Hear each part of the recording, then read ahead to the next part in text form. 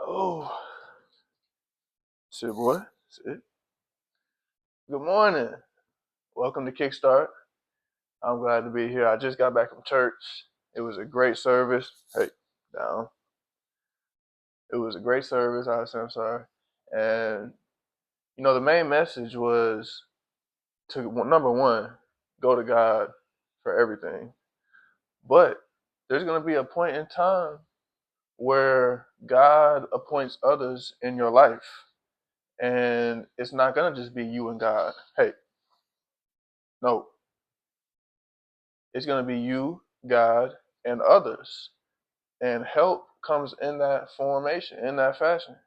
And so, us as people, we're surrounded by billions of people for a reason. It can't just be you and God, it has to be you, God, and others. We need help. That's how the human anatomy operates, that's how we're made. And so, I just wanted to say that real quick because it was such a good service. And after, I went and spoke with a couple people, made some connections, told them I needed help in certain areas, and just elevated right there. I mean, immediately connected and grew together. So it was such a good message.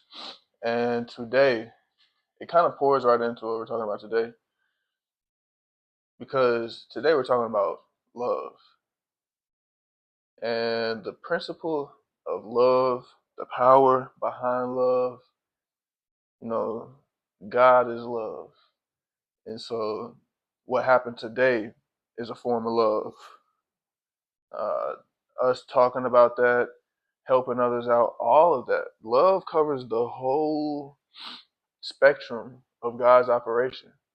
And so we just try our best to operate in love every day, to understand, what it is, how to operate in love, and do it, apply it, so we can, grow and elevate and do all those good things.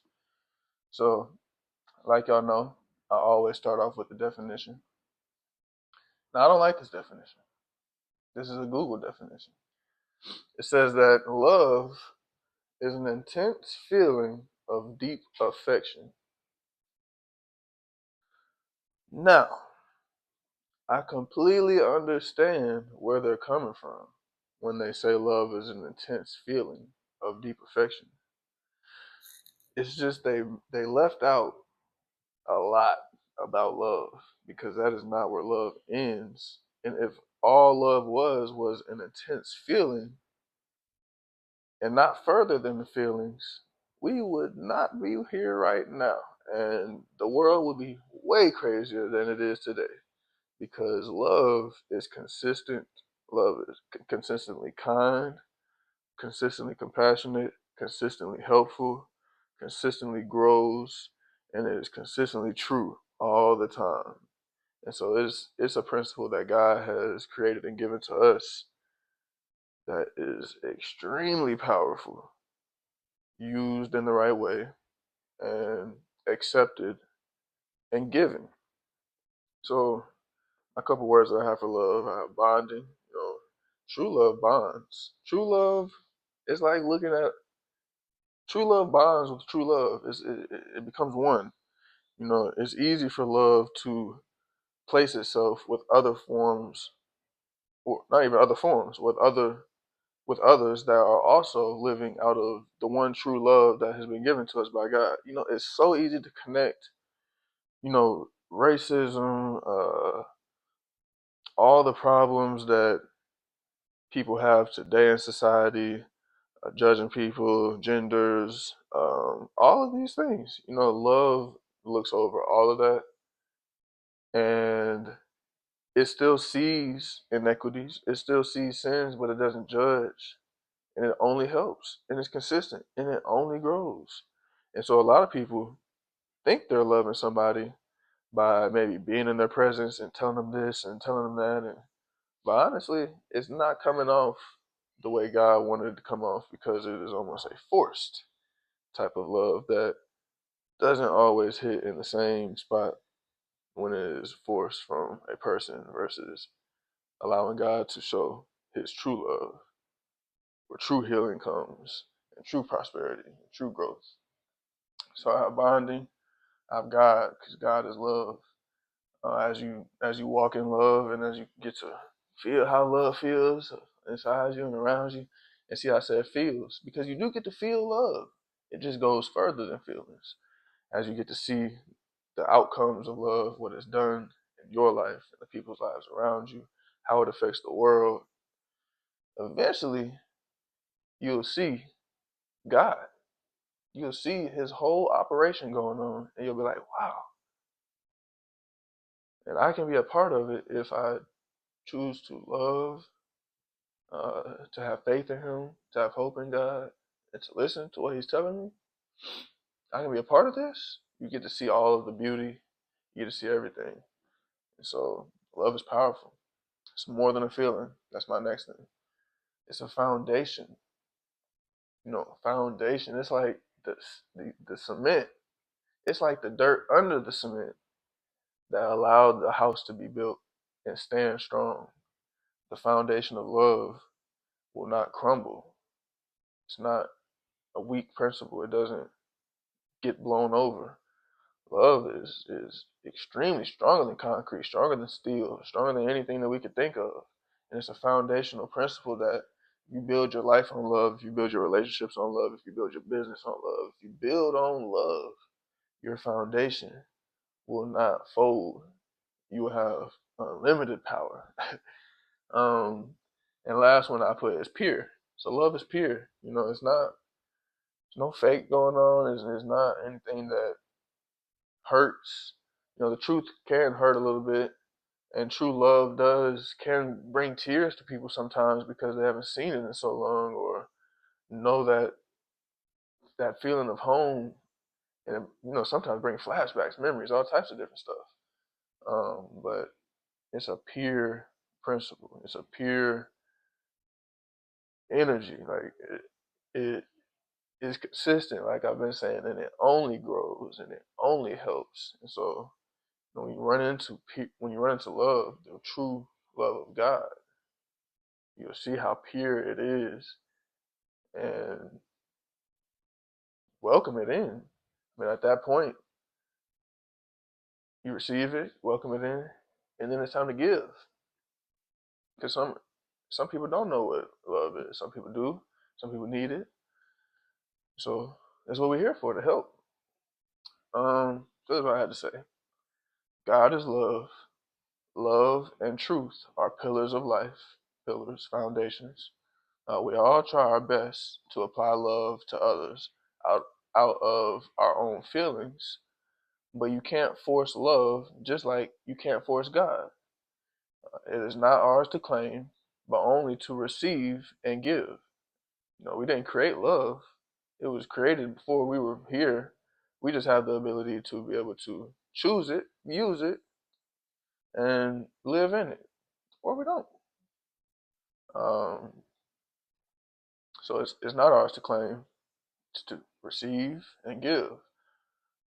We've all been given the opportunity to live in love, but majority chooses to seek love in the secular world, but it won't be found there. Um, Love is in the beginning, found in the heart, and granted by God Himself.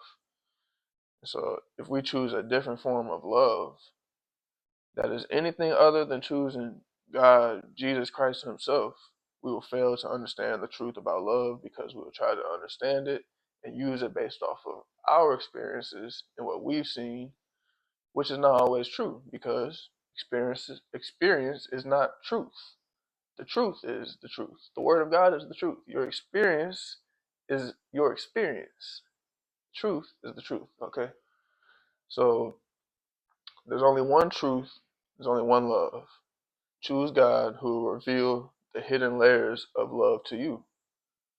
If you want to get better at love, if you seek love, if you want to help people and grow in love, then choose God who is the creator of love to help you grow in that area and reveal the power of love and how to use it. And as you study more and as you use it more, you understand it more, and God will be with you to carry out His plan, which is love. Um, so that was what I had. You see, my boy Saint right here, he loves me too. A lot. He won't ever leave me alone. But that's okay because I love him too. Hey. So the verses that I have on here for love start off with 1 Corinthians 13, 4 through 7. And I used this last time when we talked about kindness, but this goes hand in hand with love as well. So it says, love is patient and kind. Love does not envy or boast. It is not arrogant or rude. It does not insist on its own way. It is not irritable or resentful. It does not rejoice at wrongdoing, but rejoices with the truth. Love bears all things, believes all things, hopes all things, endures all things. Colossians 3:14. And above all these, put on love, which binds everything together in perfect harmony. So it's like that flow that people get in sometimes. If you've ever been in your element, in your flow, and you're flowing, you know that perfect feeling that you got, how it's just flowing. That's how love is with people. That's what I was talking about earlier when you connect like that, because it's a perfect connection in harmony, and it's great. 1 John 4:18. There is no fear in love, but perfect love casts out fear, for fear has to do with punishment, and whoever fears has not been perfected in love. And I've talked about fear many times. There's a great way to simply get fear out of your life. Love covers fear too. It does so much. 1 John 4:19. We love because He loved us first. God gave us. That's why I said earlier we've all had the opportunity to choose love because He loved us first. No matter what anybody says or believes or thinks, that's the truth. He loved us first. And when we receive this love, the right thing to do is to give it back. But it's hard sometimes with people because you go through so much stuff and people screw you over or you get in your head about this and that. And, a lot of times it turns into resentment and jealousy and then bad thoughts. But hey, love cures that as well. And fear and everything else that may be struggles in your life. So 1 John 4:7 through 8. Dear friends, let us love one another, for love comes from God. Everyone who loves has been born of God and knows God. Whoever does not love does not know God, because God is love. And last verse, John 4:9 through 12. This is how God showed His love among us. He sent His one and only Son into the world that we might live through Him. This is love, not that we loved God, but that He loved us and sent His Son as an atoning sacrifice for our sins. Dear friends, since God so loved us, we also ought to love one another. No one has ever seen God, but if we love one another, God lives in us, and His love is made complete in us. So, to basically fill up your cup, to be made complete, we accept God, we accept His love, we understand He gave us love first. With that love, we give it back to the world, which is complete in God's eyes. So that is our goal as people, to be complete in God's eyes. And so that wraps up all of the verses for today. And I appreciate everybody that came to listen. If you made it this far, thank you very much. Shout out to my grandma. She bought me this sweatshirt. It says Jesus on the back. I don't know why, but I love it. So if you ever watch this, grandma, thank you. Other than that, thank everybody. And y'all have a blessed Sunday. Till next time.